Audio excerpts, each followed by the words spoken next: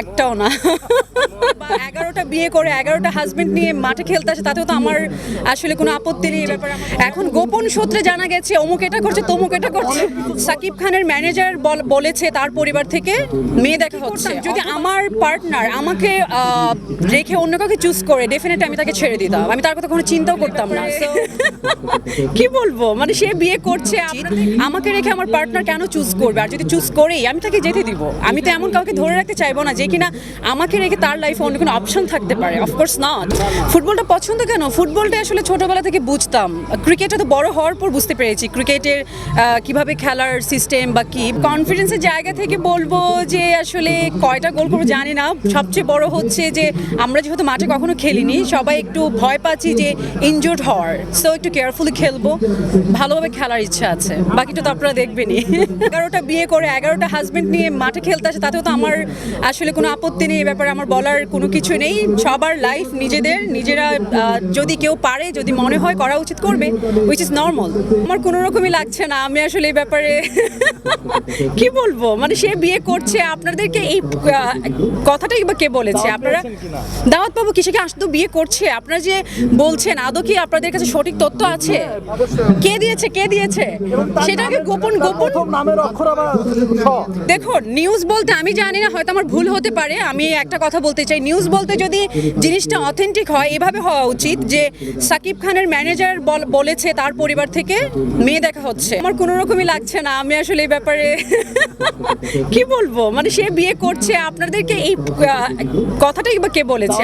বিয়ে থাকা অবস্থায় কাউকে ডিভোর্স না দিয়ে আরেকটি বিয়ে, এইটা তো আসলে আমার মনে হয় আইনত অপরাধ। সো সেই ক্ষেত্রে তাদের ওয়াইফদের সাথে আপনারা একটু যোগাযোগ করুন, তাদেরকে বলুন আইনি ব্যবস্থা নিতে, রাজকুমারকে ধরে রাখতে। সেটা আমাকে বলে লাভ নেই, হি ইজ নট মাইন।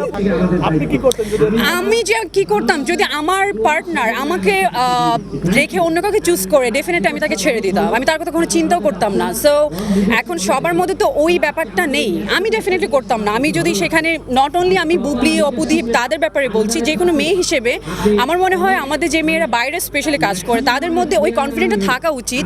আমাকে রেখে আমার পার্টনার কেন চুজ করবে? আর যদি চুজ করেই আমি তাকে যেতে দিব। আমি তো এমন কাউকে ধরে রাখতে চাইবো না যে কিনা আমাকে রেখে তার লাইফে অন্য কোনো অপশন থাকতে পারে। অফকোর্স নট, বিকজ আমরা অনেক কষ্ট করে লাইফটাকে এখানে নিয়ে এসেছি, আর আমরা মেয়েরা বাইরে কাজ করে খেতে পাচ্ছি, আমাদের অপশনস আছে।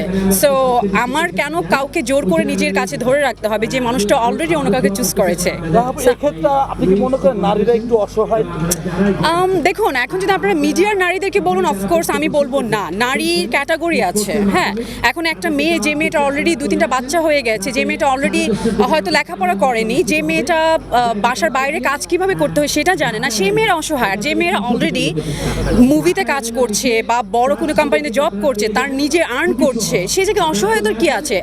যেহেতু আমরা নিজেরাও তো আর্ন করছি, আমরা ফ্যামিলিতে আমরা নিজেরাও তো টাকা পয়সা, যেটা ছেলেমেয়েরা এখন সবাই ঠিকভাবে করছে। সো সেই জায়গা থেকে আমাদের স্পেশালি যদি সেটা আপনি আমাকে বলেন যে অপবিশ্বাস, বুবলি তাদের ব্যাপারে, অফকোর্স তারা অসহায় না, তারা নিজেরাই তো স্টাবলিশ, তাদের অনেক টাকা আছে, তারা অলরেডি সিঙ্গেল মম হিসেবে দেশে ভালো, সবাই তাদেরকে ফলো করছে।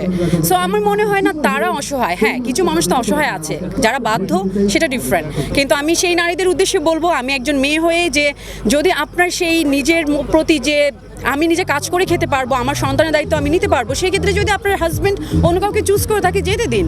নিজেরা ভালো থাকুন, নিজেদের বাচ্চাদের ফিউচার ভালো করুন, কাউকে জোর করে কখনো রাখা যায় না। Thank you.